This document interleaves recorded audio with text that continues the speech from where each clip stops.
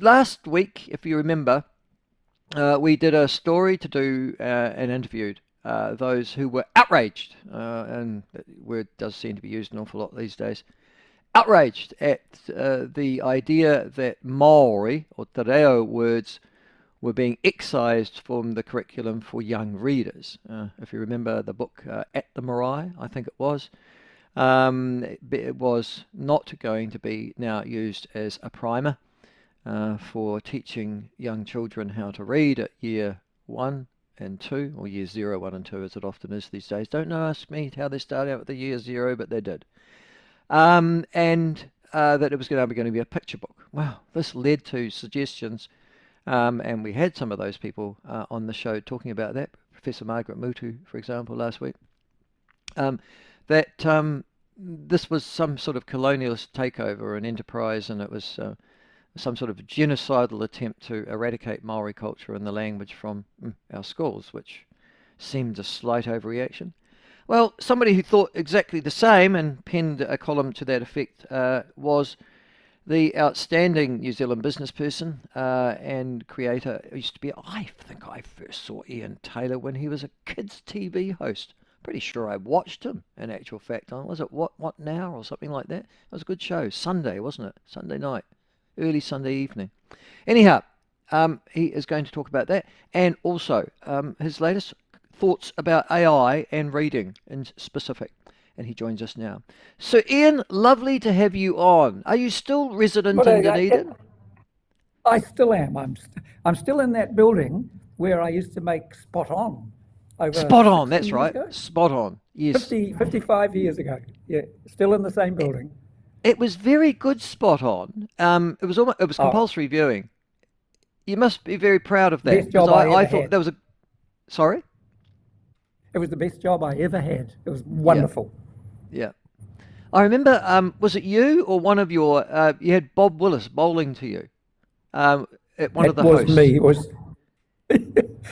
That was me. It was the most terrifying experience. I still remember. I went out there, Warren Lees came down, the wicketkeeper, and as we were walking out, he whispered in my ear, "I don't know why the shit you're doing this, I wouldn't do it." and I went out, I had bloody crash helmets and all sorts of things on, and the everlasting impression I had was Bob Willis came in and he bowled, and I didn't see the ball coming, I just saw this thing change shape. You didn't get the sense of it coming at you. It just got bigger quite fast. And I still remember the video. My bat was still going back as it hit the middle stump and broke it in half. Yes, it was great TV. So that actually happened? You didn't have a sort of deconstructed stump beforehand? No, it actually happened. It was great TV. It was very compelling. You see, I remember that, and I must have been God.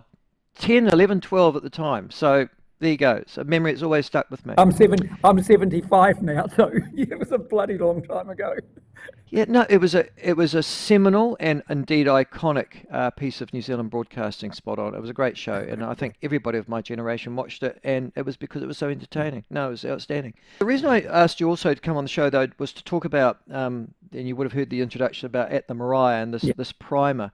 And in your most recent column, you said the rhetoric's starting to get a bit out of hand now. This isn't genocidal, attacks or attempts to devalue. This is just about kids learning to read.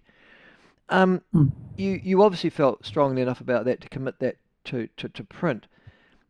Do you think New Zealand's becoming, and I don't know why, but more fractured over this? The place of te reo and Māori culture in New Zealand, or less? Is there any? Because I discern now that we're sort of heading to the outer reaches of the universe on both sides, and I don't discern a sort of a middle that's able to hold at the moment, because there seem to be two such irreconcilable views about race relations in this country. What's your view? I'm glad you brought it up, because I think my view goes further. I think the issue sits at the base of it is MMP and the way it's running now. it's really interesting. When MMP was first considered, it was to try to bring this kind of more centralized views coming from everywhere. But what we've seen now on both sides is MMP has divided the country, because now we've got the extreme voices on both sides, so Te Patai Māori and, ACT, whatever, and my mate Winston on the other, because what they've learned really quickly is, even if you don't really believe them, the best way to get to 5% of the vote is to find that 5% out there and then target them. And so I'm seeing that happen and it's happening on both sides. So this isn't anything else. I probably voted for MMP. I can't quite remember, but you've got and so what happened with this decodable reading was just another example of that absolute split. And what really makes me sad is that we were and we still are in a really wonderful stage. I still see it at our schools. I still see it with our young people, which is one of the reasons I wrote that letter and included the message from the young girl who was at the REVT conference. Because when I go to the schools, I see this embracing of everyone, and the kids are doing it. And I just was really appalled to see the chair of the Māori teachers' principals actually describe this as white supremacy. I mean, it was bad enough for racist, but white supremacy, it just was unacceptable. And I also know Erica Stanford. Erica has reached out on a number of occasions, and she's one of the strongest politicians I've ever had relationships. We disagree on the way to do some of these things, but what I do know is we share the same goal, and the other thing is we listen to each other, and I know she's listening. And to have her called a racist was, for me, unacceptable. You make a big deal about AI. You think that's great. I don't disagree with you. The opportunities for humankind from artificial intelligence, but you're specifically relating it to, ironically, into reading in particular, assisting in schools and our education professionals who, it would appear, need all the assistance they can get, looking at our PISA tests and other international surveys. What do you see, or how do you see AI working in schools to make kids better educated in this country and then able to enter the international environment consequently? Now, if I prattle on too long, you're more than welcome to say, Ian, stop. But I'm passionate about this. What we are doing, and what we're doing is we're just going to build a solution. We're going to make it. We have started our own AI agent with a really incredibly smart human. At the beginning of next year, we will be making available to every school across the country, all the parents.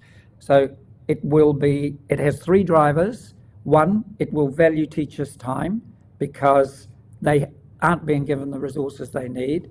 2, it will inspire curiosity in our children. And 3, it will be free forever. And I've just seen the latest version of it today, and it is astounding. So we are asking the government permission. So let me put it, I'll tell you where we started, just to keep it tummy. So we use AI here, and there are some huge dangers, but the dangers are humans, not AI. AI is never going to replace somebody's job. Humans are going to use AI to replace someone's job. So anyway, we looked at the curriculum, and I am really worried about this full emphasis on structured numeracy and literacy, because one of the questions that I think we have to ask, and I'm not saying you don't have to learn to read, but one of the questions we have to ask is, do we need our kids to know how to read anymore?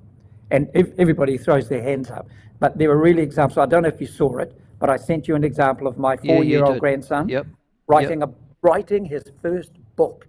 So anyway, let me just jump back. How did it start? we can whinge and moan, or we can provide a solution. So what we did here, and I mean, we're just funding it. What we did here was we built this AI engine, we put the entire New Zealand curriculum into it, and simply said, does this curriculum ready our kids for the jobs of the future? And it just said no. So then we said, what works? So it listed all the things that works, what's missing? And it showed us what was missing, and so we are building what was missing. But what's the primary? Okay, said, what's the primary missing part, Ian? Then. Okay. There is nothing in the current curriculum about AI literacy, which is really, we talk about the literacy of reading.